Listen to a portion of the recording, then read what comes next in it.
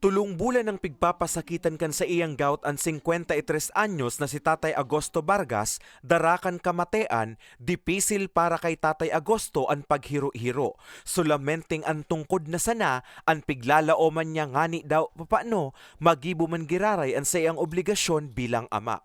Alagad kasudma, kan sorpresang mag-abot sa indang residensya sa Barangay 5 Sagmin, Old Albay, Legazpi City, ang Ako Bicol Party List, ngani personal na maihatod sa iya ang libreng wheelchair kan partido.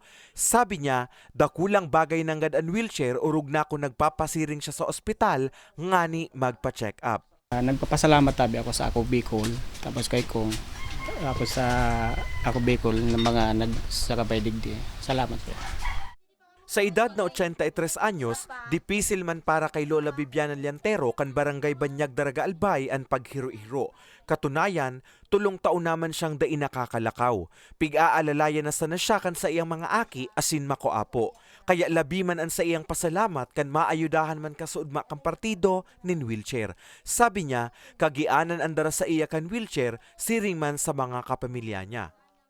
Siyempre maugmaon na pasalamat sa inda. Hindi ko aram. Nabigla siya na.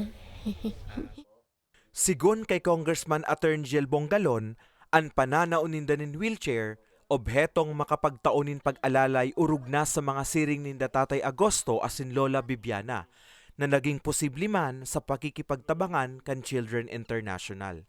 Igwa po kita na tatao sa iya and ongoing po ang pag-assemble kani pong wheelchair or assistive device.